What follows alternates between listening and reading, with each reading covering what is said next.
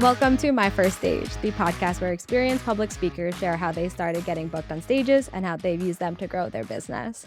I am here with my guest, Dr. Mickey Fitch-Collins, a human skills facilitator at Learn It, who helps managers and teams build the practical workplace habits that make work better. She has been on stages since she was 14 years old, which is absolutely insane. So I'm going to get right into it because I need to know how that happened. Because at 14, if someone handed me a microphone, I would probably run out of the room faster than I do at 30. So welcome to the show. Thank you so much for being here. Awesome. Thanks, Sarah. Thanks for having me. And let's get into it. How did you get started? Because you were also like a famous bass fisherman woman. Yes. Yeah, you nailed it. Yeah. So I have, yeah, I mean, I appreciate you saying like you would have run from the room, but I have kind of a different sort of story of what I was doing, I was kind of that like one of these is not like the other sort of things of like what all of my friends were doing when they were 14, 15, 16, 17 was very different than I was doing on my evenings and weekends. So, yeah, you nailed it. I was at the time, so this is 30 years ago, but at the time I was the youngest professional bass fisherman in the United States, which if you're like, okay, bass fishing, like let's back up. Let's break this down a little bit.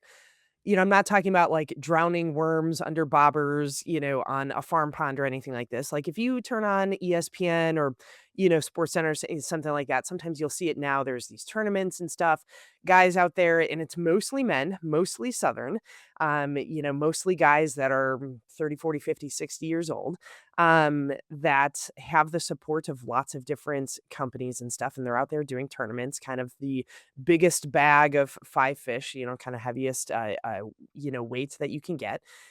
I got into this world of fishing. I started when I was a little toddler, but I got into the world of professional bass fishing because I just got connected to different people, and they were like, "Hey, like, you're a really good fisherman, and you can talk about it. Like, you like telling stories, you like helping people get better," all of this sort of stuff, and so, yeah, so I'm 14 years old.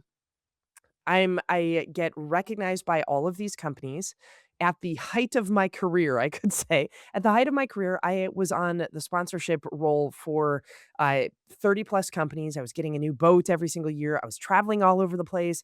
I had a very, like I said, very different high school years because I At was 14. traveling. Yeah. I'm traveling around, like going to different places, doing seminars, doing TV shows. This was before the world of podcasts. I was doing radio shows and all this sort of stuff. And I was in the room with men that were 2 or 3 or 4 times my age, and here I am up on the stage, right, telling them what they're doing wrong and what they need to do to become better fishermen. So, that was my first stage, kind of a very, not s kind of, but a very different entry story than I think most people have to the world of public speaking. And I'm sure the men took that very well. Uh, yeah, They're some usually really open to criticism y yep, and comments from definitely from women. women. Yeah. Yeah. So Yeah, no, I'm sure that was easy. it was so interesting because I think, like, as a teenager, I just didn't have a context of, like, gender dynamics and bias and, like, all of these things that, like, as a grown adult, I'm very aware of, I talk about all the time professionally. But, yeah, I mean, I'm in these rooms and, with these, like, curmudgeonly old guys that, "I've been fishing since, blah, blah, blah, blah, blah," right? But what was, I think, endearing to them was, like, here's this young kid who's getting up there, like, let's give her a shot, let's give her a chance. And then I think people realize, "Oh, you actually have some value to add," right? Like, that's the thing I tell people all the time with public speaking is the identity factors are super important, but what's most important is that you're bringing value to whoever you're talking to. And that translated really quickly, but there were definitely some people in the audiences that, had a thing or 2 to say to me for sure. Oh, I'm sure. And you're 14 and you're like, how do I deal with this? Yeah. How did Yeah. you deal with this? I just kind of attacked it head on. I was like, Mm. like I'm going to get in these rooms and I have been asked to be here and so like that was the big thing was like people want me to be here. The folks that are organizing these events want me to be here and so that's what I'm going to roll with. And because I was speaking about something that I'm super passionate about, fishing, especially kind of helping people improve kind of this idea, this very early thread for me of teaching and learning I just kinda, went headstrong into it, and when I got the negative feedback or the naysayers or kind of the nitpicking sort of stuff, I I was not familiar with the term growth mindset at that time. I don't know if anybody was talking about growth mindset yet, right? But I really looked at it as a growth mindset sort of thing of like everything that people are telling me I can learn something from, and I probably could get better. And there probably is some form of truth in what that person's saying. And also, people are jerks, right? Like people are saying things because they're defensive or they're recognizing their own weakness or something. And so I just kind of took it in stride. I love that. So when I was like 27 or 28, I was at a conference as a speaker, and this woman looks me dead in the eye and says, "What could I possibly learn from you at your age?" I'm like, "Nothing." Right. Because if that's your mindset, then there is nothing that I could possibly teach you, and I'm okay with that. That's on you. Yeah. And Yeah, and you're absolutely right. I mean, it's on the individual learner of, like, what are they gonna be open to? Yeah. yeah, like people could, I'm sure there was so much that they could learn from you when you were 14. There's so much that they can learn from you now. And me when I was 27, 28, everything that I was there talking about, everything that I was teaching was from my personal experience, which you can't recreate that no matter what age you are. And I think that's like, I love what you said. It's not about the age, it's about the value that you're bringing, and being Yeah, able to remember that is so important because it doesn't matter what age you are, everybody has value to bring. absolutely. So now you are no longer 14. Yes. I'm guessing. As it turned out, I aged. I'm not good at guessing ages. I'm really bad at that game. But you are no longer 14, and you are still getting on stages. You're still speaking. Just I'm assuming not about fish. Yeah, exactly. Yeah, I talk about fishing for funsies now, but yeah, I am in my mid-40s now, and yeah, what I do, I work for an organization called Learn It, and my job, as I tell people, like my job is to help other people get better at their jobs, and so what we do is we provide a lot of upskilling opportunities. Kind of, we sit in this world of what is the human advantage in the age of AI, and so I teach workshops every single day to all sorts of different industries, all sorts of different folks, all across kind of the hierarchy food chains of different organizations. Things like critical thinking, things like problem solving, dealing with conflict, communication skills, certainly AI skills, but all of these sort of human skills that we need to have to better ourselves as individuals as well as better ourselves in the workplace. And a lot of that, for me, yes, this is my work, but this is a call to passion, right? Like this is, to me, the culmination. This is my second professional career, I guess. If you counted the fishing stuff in there, you could call it my third career. But it is such a wonderful opportunity because we're at a stage in our world, in our economy, in what we define as work, where everybody is really looking at their own skill sets and saying, like, how do I continue to improve and grow? And that's exactly the space that I love to be.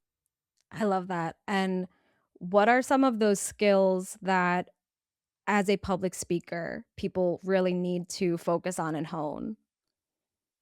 Yeah.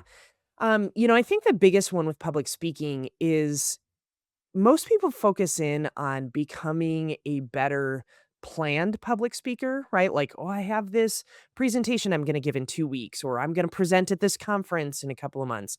That's the stuff that most people think about and they zone in on. And that's good stuff, right? Like, that's absolutely good stuff to focus in on. But the thing that I think most people fail to work on at all or enough is the impromptu speaking, right? Like the speaking on our feet, speaking on the cuff, like this type of conversation, right?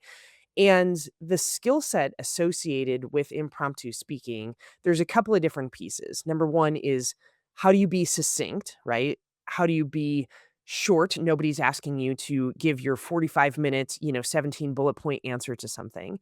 How do you bring value in that conversation? And then how do you do so in a way that projects confidence, right? Because it's a balance of competence and confidence. And so that's the thing I always tell people is like focus your efforts, not that you shouldn't focus on the pre-planned presentation and how do I create the best slide deck and how do I make sure that I have this really great delivery and all this sort of stuff.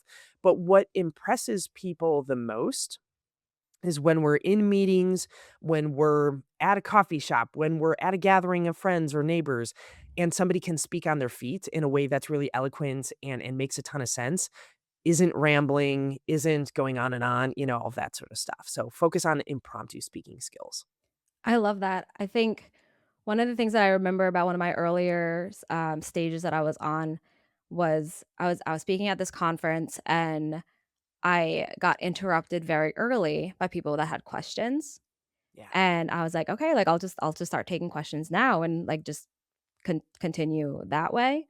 And people even came up and told me how much more comfortable I looked once I started taking questions, because I was, like, still new to public speaking, and I'm still not a fan of it, honestly, but I was, like, terrified of it, and in my mind, it's like, I can stand here and, like, give you my slides and, like, read off of index cards and stuff, but that just means that I know how to memorize. But if Right. you ask me questions and I'm able to answer them without preparation, that's how I feel like I was able to prove that I knew what I was doing. Like, I knew what I was Yeah. talking about. So suddenly it's like I don't feel like I'm up here trying to prove myself. I already did that. So now, like, I can go on with, like, my presentation. And I don't know, something about that, like, impromptu piece of it was so helpful for me as the speaker. Yeah. Well, there's something so genuine and vulnerable, and as humans, like, we love seeing that in other people, right? Because it helps us feel connected to that other person, but it also, that genuineness and that vulnerability also translates honesty, right? Mhm. If that person, and in those moments, right, we're figuring out, does this person actually know what they're talking about? Like, can they give examples? Do they have experience, right? Like, we're going through all of this sort of stuff. And essentially what it is it's a trust building interaction or transaction that we're having. And when we feel like we're getting the real deal, like when we feel like we're getting the honest truth from somebody, as opposed to like, yeah, like, here's my slide deck and these pre-prepared wonderful sentences and all of this sort of stuff, you know, anybody can do that stuff. Only some people can really do the impromptu speaking that makes people go, "Oh, wow," right? Or, "Ooh, I wanna know more," or, "Ooh, I really wanna go up and talk with her afterwards," or something. Yeah. Yeah, absolutely. Now, as an adult going on stages and everything, and you've had a lot of practice, you've been doing this basically your entire life. Are there times that you get off stage and think like there's things I should have done differently, and what are those kinds of things?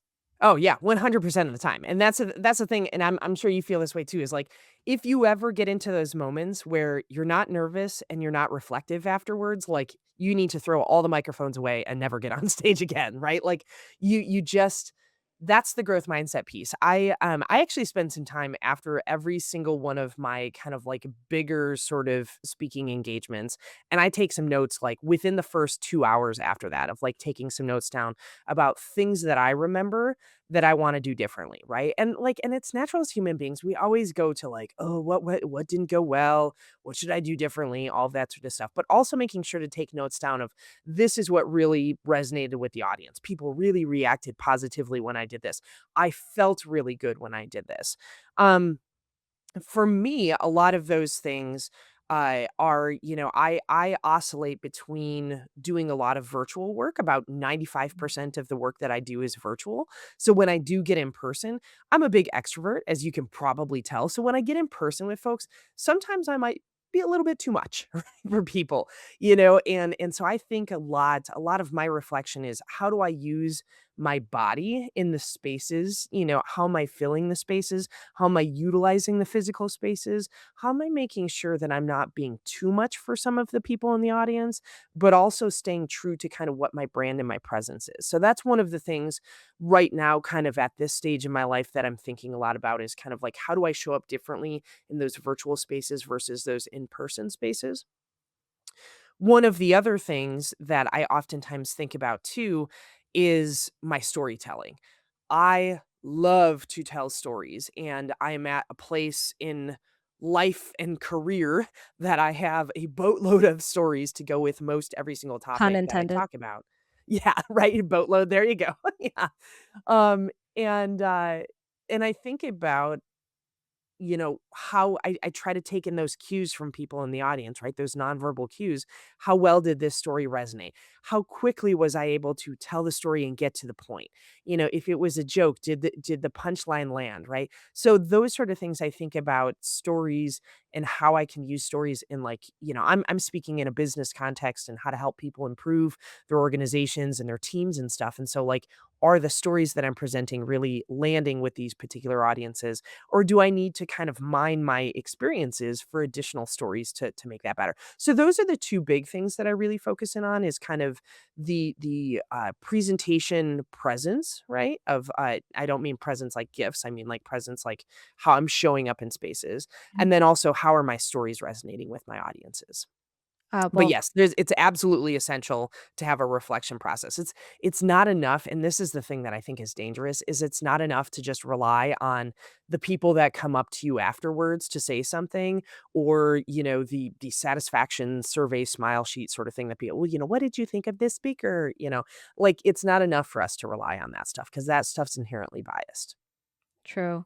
And from what you said before, like you can show up and you can be a lot. And I think, in the words of the sage of our generation, Elise Myers, if I'm too much, go find less. Yes, I love her. I love her. Same. Oh gosh, yeah. The best. Yeah, and I do think about that is like, I have gotten that feedback from folks of like, "Wow, like, Mickey, like, your energy and, all this sort of stuff," and I'm like, "Yep." And I am a transparent human being, right? Like, this is who I am, and this is how I show up. And if it doesn't work for you, like, I'm happy to find you somebody who's dry and rigid and kind of stoic in the way that they present. They can present the same information as me. That's not me though, and I'm not going to change to be a lesser form of who I am. So yeah, if you don't like me, go find somebody else.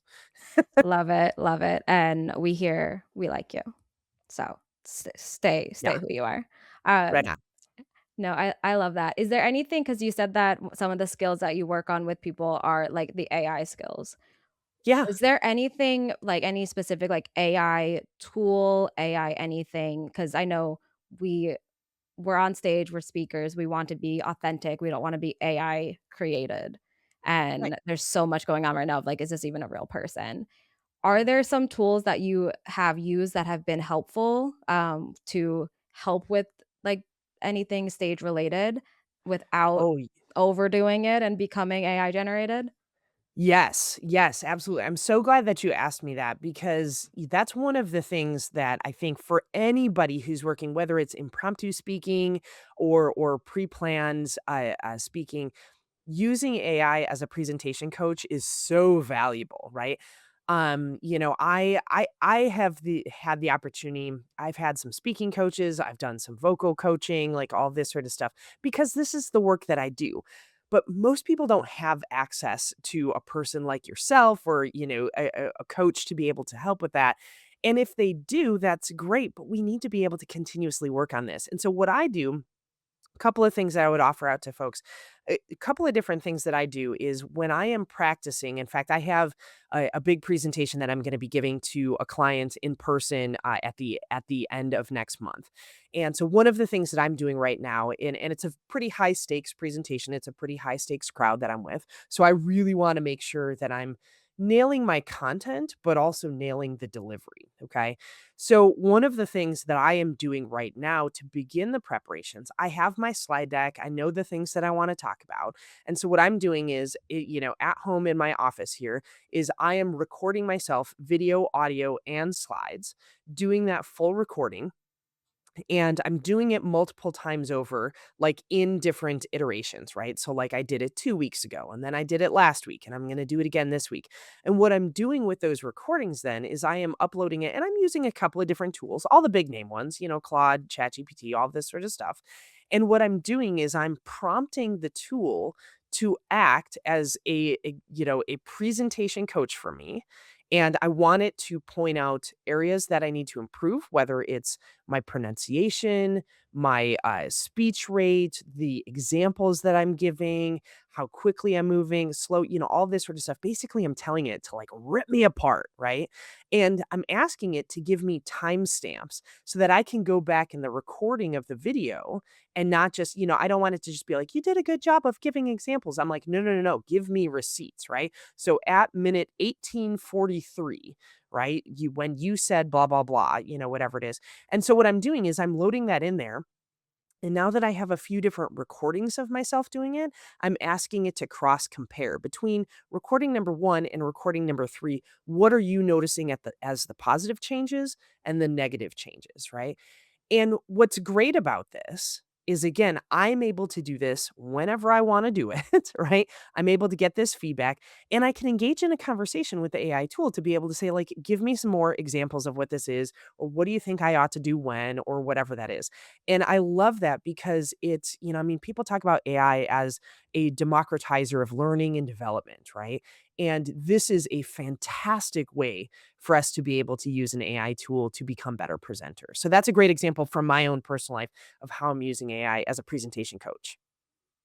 I'm like amazed Yeah, about just how much like work and effort that you put into these presentations. And meanwhile, I just got home yesterday from Vegas. I was there for a conference and I was speaking, and I was creating my slides the night before I went on stage, and then sure. even that day, was changing my slides during the talk, like, during other people's talks, like, I was Yeah. changing slides based on what was, like, happening, and I got up on stage, and I had no idea what was gonna come out of my mouth, and I don't know what came out of my mouth because honestly, I black out a little bit when I'm on stage, but the fact that you spend all of this time and put all this effort in to make sure that what you're doing is hitting is insane a little bit, but in a It good way. is. Yeah.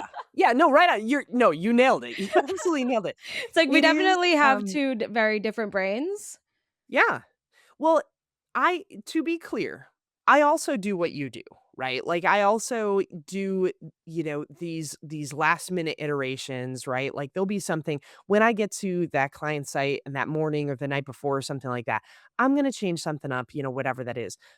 And so I want to be very clear. Like it's not about like this rigidity of like you must say it this way and you must do it this way. Of course. Two things can be true. And I think the thing about it is like I come back to again that authenticity and the value. Like Mhm. those are the two things. Yes, do I have objectives for what I want people to take away from the presentation or the talk? Is there a feeling I want people to have? Is there a call to action? Absolutely. How I get there, here's, I mean, it's like a road trip, right? Like, here's the roads I think I'm gonna take to get Yeah. there, but like it might, I might like detour and take this like little country bumpkin road and, like stop at this shop for a little while. And that's totally cool, right? Like, so I mean, two things can be true. I think you describing that, I'm like, we both could get up on a stage and give just an absolutely like knockout, incredible presentation. And what's important is that I think the audience, again, whether or not they're looking at you or me and being like preparedness, blah, blah, blah, whatever, the authenticity, the genuineness, the transparency. And again, the biggest thing is like, what value are you creating for your audience? Like, what's in it for them? And did you check that box, right? Like, are people walking away being like, dang, I got some good stuff from that. That's what matters. That's what counts. But 100%. yeah, it is a little insane. You nailed it.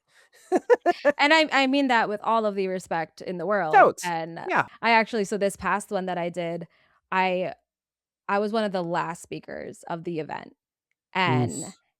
that was good and bad. Like, it's always hard to, like, go towards the end. Yes.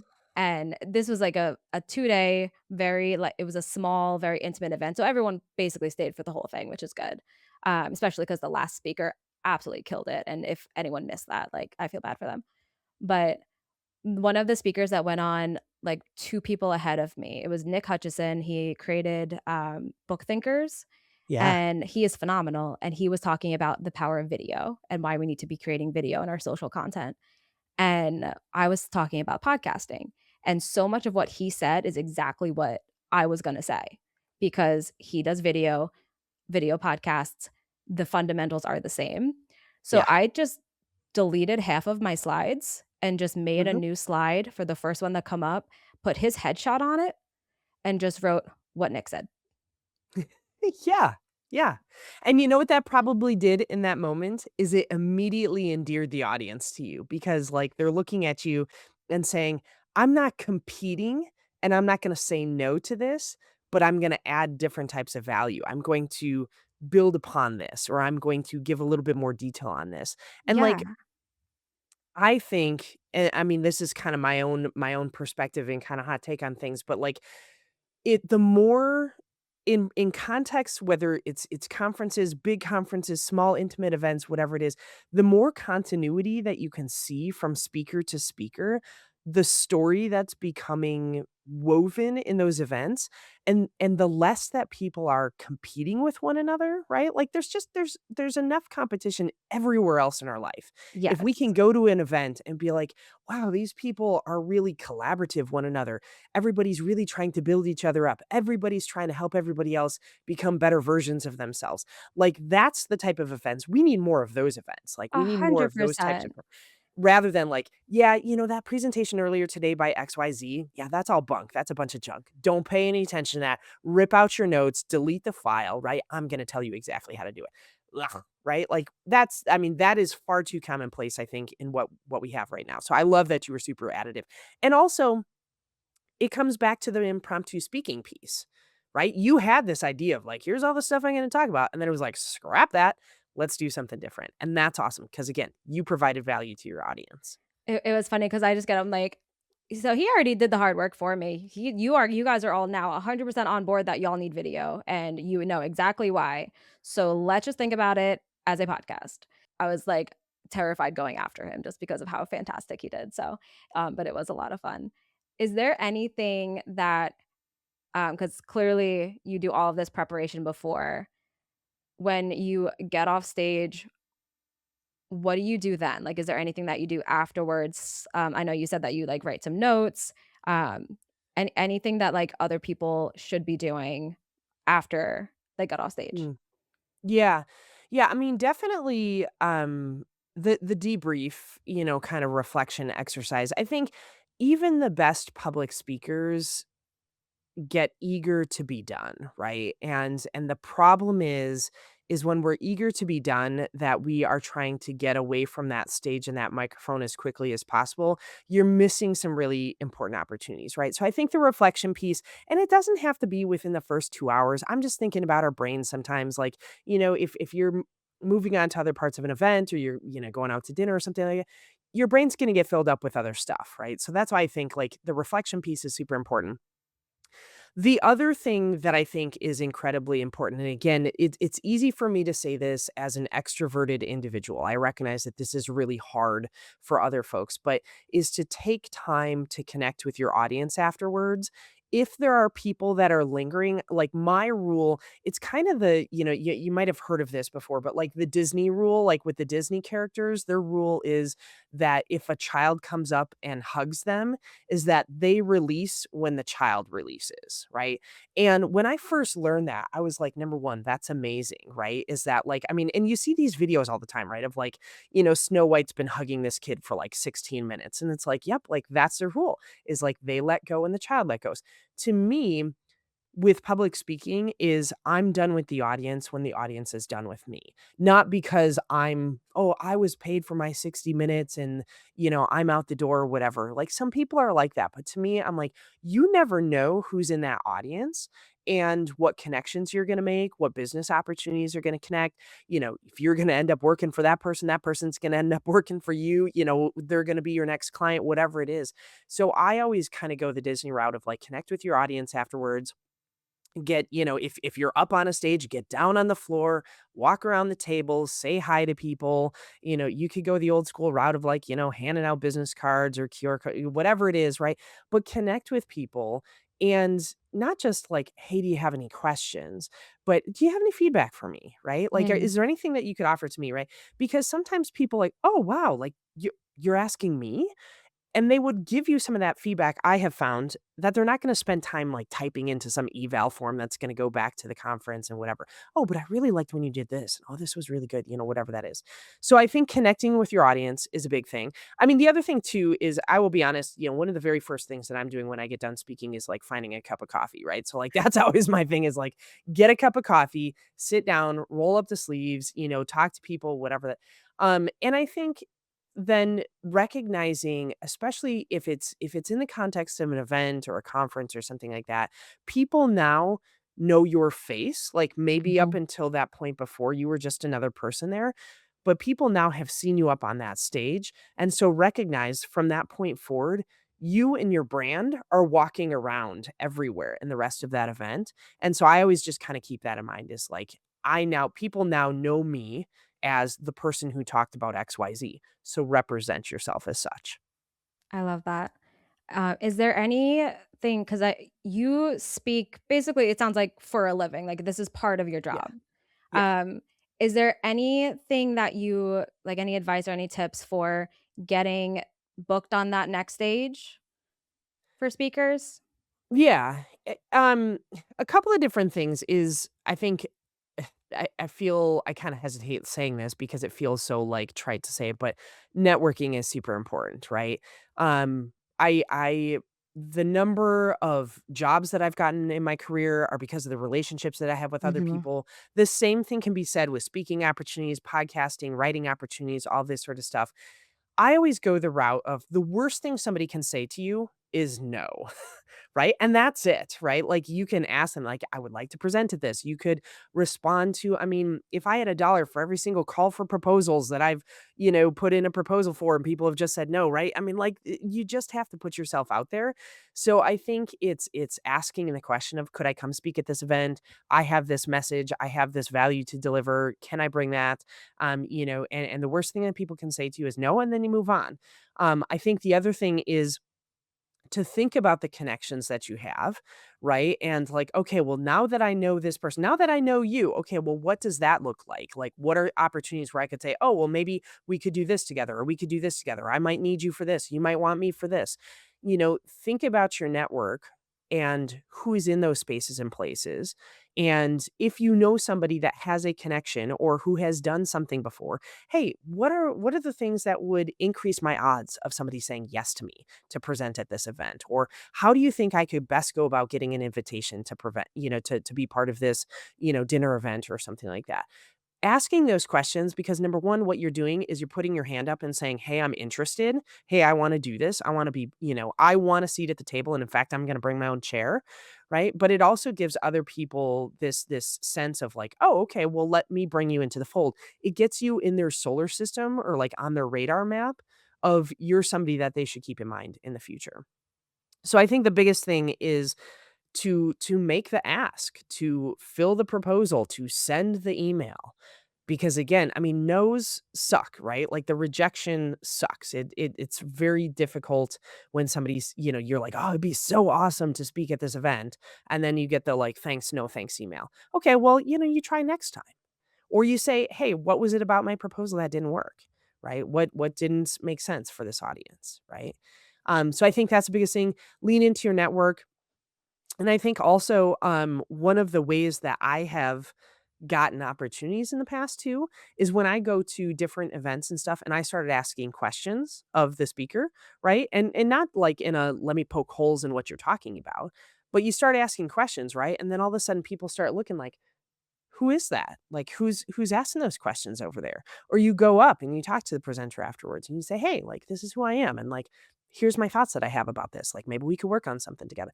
Like, I've had stuff germinate from those sort of, conversations and those sort of efforts. And again, I recognize that is much easier to do as an extroverted individual, but I think, just thinking about each one of us has our own temperature or barometer of kind of like what are some of those things that we could do. Maybe it's sending an email afterwards and saying, "Hey, I came to your talk last week about blah, blah, blah, blah, and I'm wondering if maybe there's an opportunity that we could partner together," or, whatever that might look like.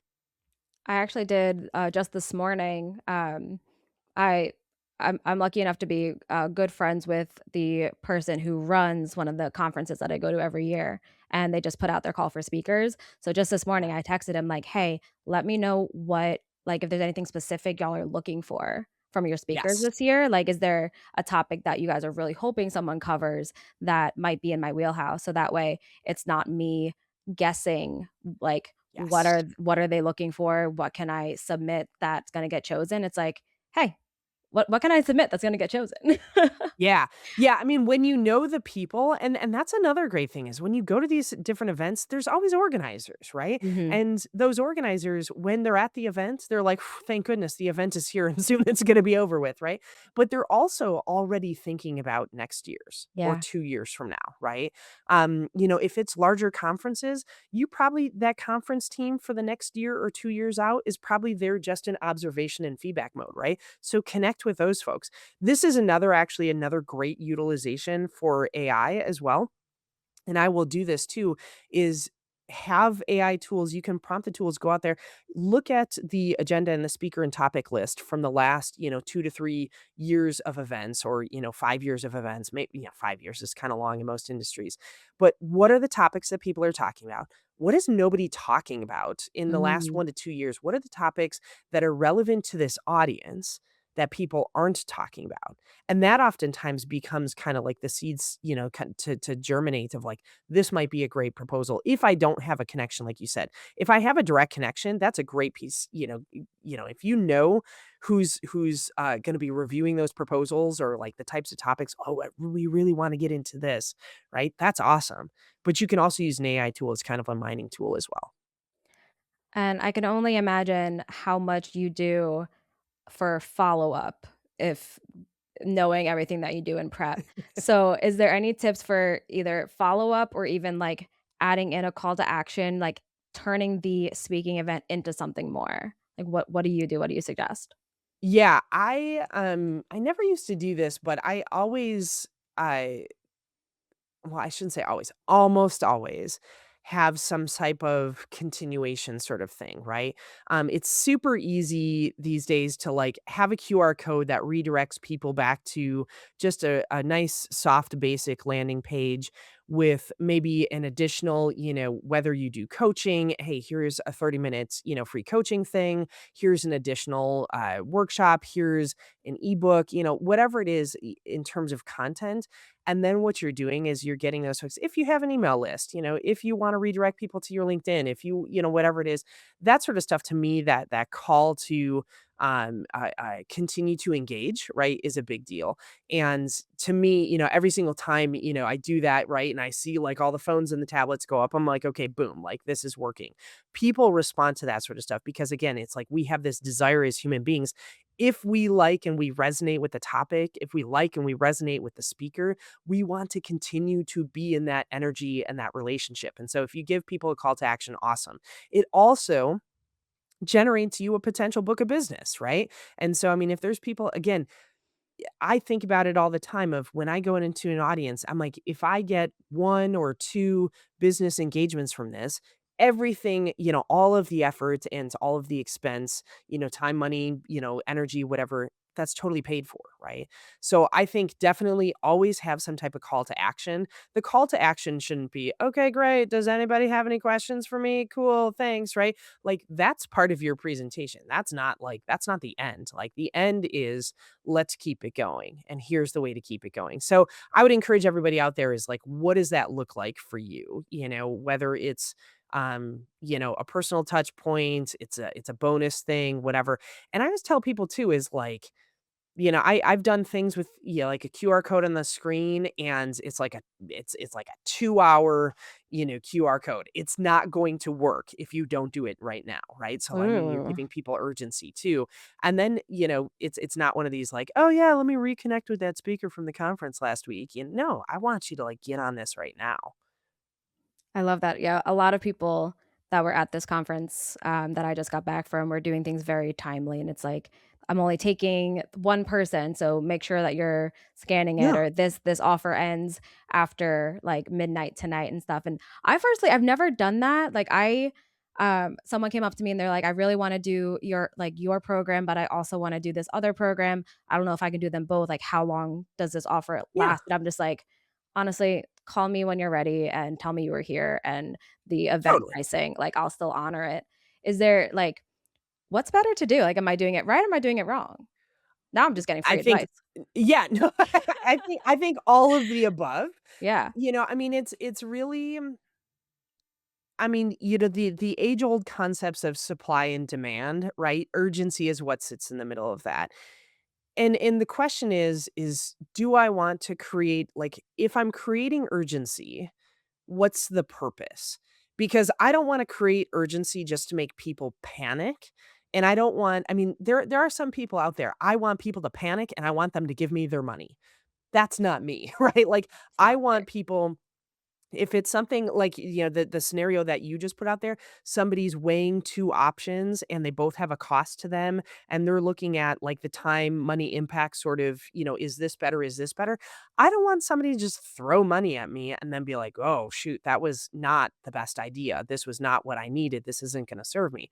Because then they're gonna be in your program, they're gonna be doing the thing, and either they're not gonna show up, they're going to show up unwillingly, they're gonna show up and be like, "This is a poor use of my time and money and my resources." And now all of a sudden, that person is absolutely not into your brand anymore. They're not into your message anymore. So if I'm creating urgency, it needs to be real urgency, meaning like I legitimately only have 10 spots, Yeah. and so you do need to act quickly, or this starts next week. And so we need to get everybody on board because we have to do pre-messaging sort of stuff. If there's no need for urgency, don't make people panic. Like there's enough other stuff in the world that people are panicking about, and legitimate panic, like legitimate concerns. This world that we live in of flash sale, right? Like that's just because people want people to put their money into your pocket. I can get behind that, right? I certainly, I look at the stuff that shows up in my Gmail inbox, my personal email, and it's like, yep, I get flash sale. That catches me pretty often, right? Yep. But if you're creating urgency for no real purpose other than to take other people's money, I don't know about that. No, I love that. I actually came out of the finance world, and I am an accredited financial counselor, and that comes with that fiduciary, Yes. responsibility, and Yes. I actually carry that through with everything that I do, and Yeah. it's been more than once where I've turned down business. Someone came to me very recently, and they're like, "I wanna do your launch program," which is podcast launch in 5 episodes, "and we'll decide after those 5 episodes, like, if the show's performing and if we wanna continue with the podcast," and I'm like, "Then no."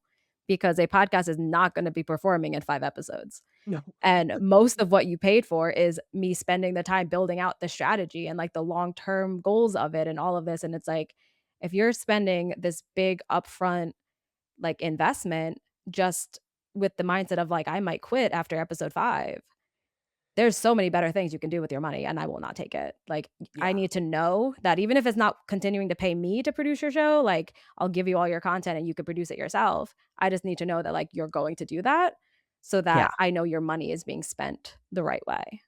And I love that. I mean, hearing you say that, I'm like, there's there's a responsibility and an ethic to that feels, I don't know. I mean, it can feel kind of rare these days, and to me, like if two experiences are pretty much absolutely on par with one another, and then you bring forward exactly what you just said, which is like I have this fiduciary responsibility and this ethic and this ethos about the way that I do business, I am absolutely going that route. And I think most people would, right? So I mean, like I love that because there's, again, genuineness, honesty, transparency, not just I'm here to make all sorts of money, right? I mean, there's nobody out there that's like, yeah, I don't care about making money, right? I mean, people say that. I'm like, false, false.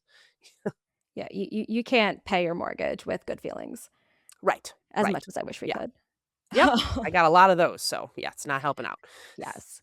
Is there any last piece of advice for people who want to be public speakers, want to get on bigger stages, better stages? Last piece of advice that I did not ask for. I think the biggest piece of advice is you just gotta put yourself in different spaces, right? Whether that is, if you live in a small town and it's giving a presentation at like a Rotary Club, or going in and talking to, kids about your career or whatever it is, you gotta start somewhere, right? Podcasting, public speaking, conferences, thinking about your industries, thinking about your interests, gathering community groups, you just have to start somewhere, right? Everybody starts small and you do repeatable things over and over again, right? And that is going to be the stuff that manifests into those larger opportunities. So I would just say just get yourself out there. I love that, and I wanna add one thing from something you said before when you were talking about, like, sending in those applications to speak at conferences, and if you have a topic you're really excited about and a presentation you've built out that you're really excited about, and you do get that no, you can still do that presentation.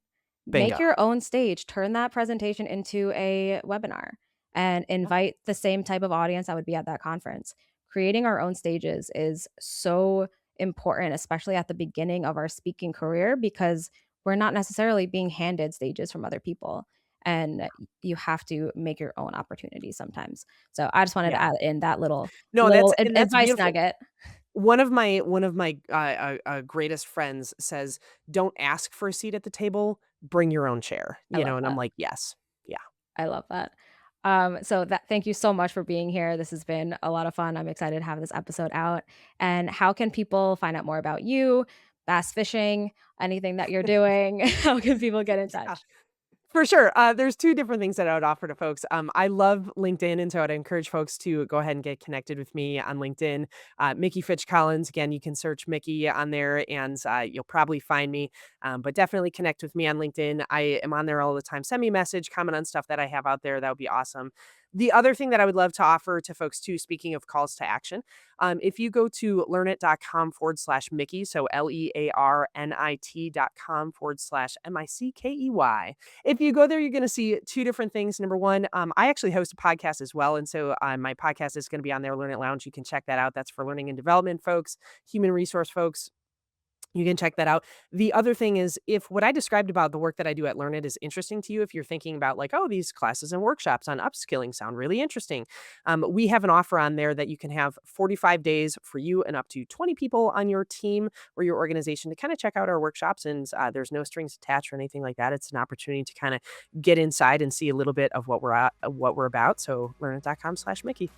I love it. Well, thank you guys so much for listening. Thank you, Mickey, for being here. And come You back bet. next week for another My First Stage story. Awesome. Thanks so much.